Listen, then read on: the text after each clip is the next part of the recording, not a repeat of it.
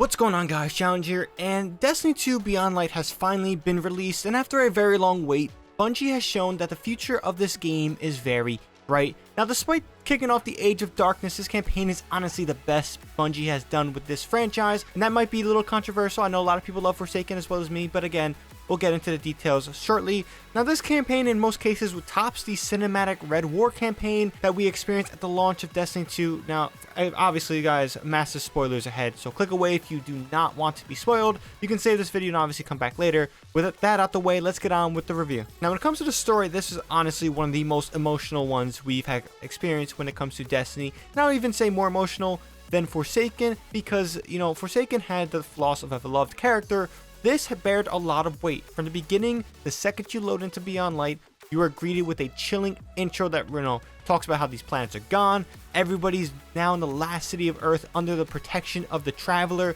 The Traveler, did something to repel the darkness. It's seriously some grim times, and we are off to Europa to figure out what the darkness is offering, or just to find out what the darkness wants us to do in Europa. And in many ways, we are tasked for, to win by doing any means possible, and that means wielding the darkness. Now, the great thing about the story is the antagonist, or in her own way, she is her protagonist, is Aramis. Now, she has been grown up to be hating the machine, or the Great Machine as they call it, or the Traveler as we know it. Now, we saw some flashbacks regarding what happened to the world, and when the Traveler left, it was because the darkness came and the Traveler abandoned them. So her hate for the Traveler is very justified. And in the Elixirs, as what they call it, it's great to see that their lore name is actually being used a lot.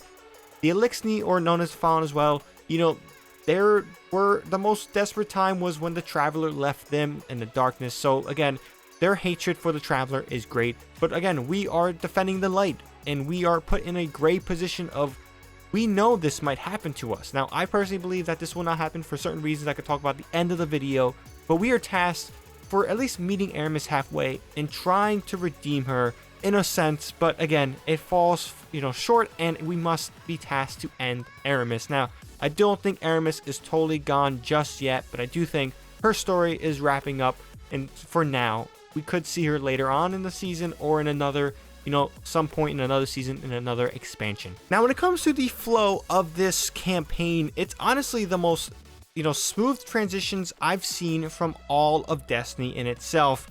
And it's kind of weird because when playing this game, it didn't feel like I was playing Destiny in terms of a campaign story, format. I felt like I was playing Borderlands. There was a lot of smooth transitions between a quest step to go into a mission. And obviously, this is the first time I'm playing Destiny, a new expansion, on my PC, so I had the power of SSD. Obviously, with next generation consoles on the way and the Destiny 2 upgrade version on the way as well, this issue definitely will be addressed for console players. But again, it was just very weird to see how smooth a step was, and how forthcoming Bungie was with directions of what to do. Because again, these step quests were just basically guided. Hey, you got to go to this region, and there'll be a marker that you don't even have to show, and it'll just basically tell you, hey, you have to go here. Once you get here, then you could open up your ghost, and it says, hey, this is what you got to do. It was very straightforward, and I don't see how people can get lost when it comes to obviously doing this campaign. It's going to tell you what things you have to do in detail, and that's actually very shocking.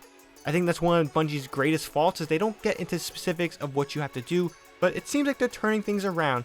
Now, also another great thing I probably should have talked about in my previous part about the story is the lore in itself. The transition between lores being only a readable thing to now being fully expanded upon within context of a single campaign, or campaigns and stories as itself, it's remarkable. I will go out and say that Destiny has one of the best lore so you can possibly ever read in all of franchises. Yes, that is a very bold statement, but the world of Destiny is phenomenal. The stories are phenomenal. If you guys haven't, checked out a Byte video, I definitely recommend checking out a Byte video.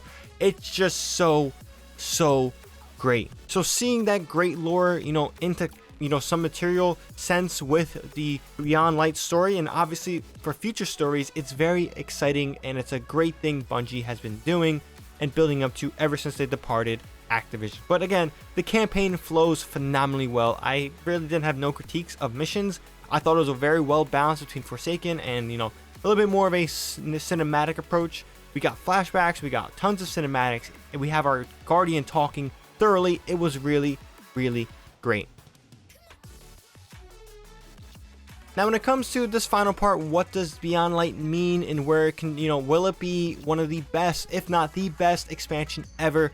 Now, getting on to what I think about this expansion, I think this is the best expansion to ever hit Destiny 2. Now, Forsaken was phenomenal. It was great. It offered a lot of things, changed a lot of things up. But there's something revolutionary about this expansion as a whole, from just the general update with the Destiny content vault, with, removing locations and quests, making things a little bit more accessible, and this game just kind of getting a fresh restart, as well as this narrative going on with Aramis and the Elixir or the Fallen, and the Darkness, our new subclass. There's just a lot of great things going on, which is just really, really remarkable, and I'm very excited to obviously experience furthermore. Let's see how the following seasons go. We have Aldrin coming back, but again, just this expansion is doing a lot more than I think Forsaken done. So with that being said, I do think this is better than Forsaken. Now, depending on how the raid does will depend if this is the best expansion to ever hit Destiny in general. I go out and saying that the Taken King from the first Destiny is easily the best expansion Bungie has ever done. But I gotta admit, man, this may not be a popular opinion. I do think Beyond Light's gonna give Taken King a run for money, and depending on how good the raid is, again, we haven't experienced a raid for a whole year. They've been building up this raid for a long time. It's gonna be in the some very gnarly stuff with the deep cryptstone, things like that. It's room to just be phenomenal, and optimistic that it will be phenomenal. They had a whole year to develop this raid, and it's very exciting. I'm curious to see again what this raid does. Will it catapult Beyond Light to a better place than Taken King? Also too, Europa, the location, it's phenomenal. It is great. It is beautiful. It is vast. It is very interactive, and it's very open. So that's a different tone that Bungie has yet to offer with open worlds. But yeah, in general, guys, I would have to give Beyond Light right now a 10 out of 10. Like, I don't have any flaws. Now, I mentioned in the comment section with someone else in one of my previous videos, my first impression videos, that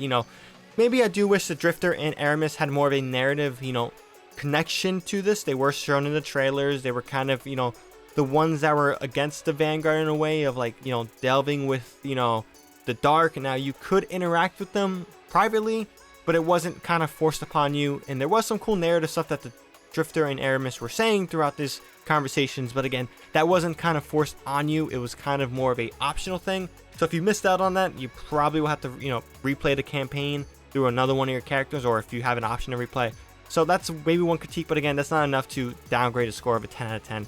I think Beyond Light, again, is one of Bungie's finest works since Halo, and it's very exciting to be a Destiny player, and obviously a lot of people have been playing this, hence why the servers were overloaded yesterday. But with that being said, that's all I got for this one. If you guys enjoyed this video, definitely drop this video a like, as well as subscribe for more Destiny 2 Beyond Light content. We have a ton of stuff to go over with Beyond Light, a ton of weapon reviews with new weapons, builds, stasis reviews, how to use different subclasses for different characters. There's a lot of work to be done for me when it comes to Destiny 2, and I'm excited to check it out. And Season of the Hunt is right around the corner, a week away, so we can start kicking off the Aldrin storyline with the Hive and Osiris.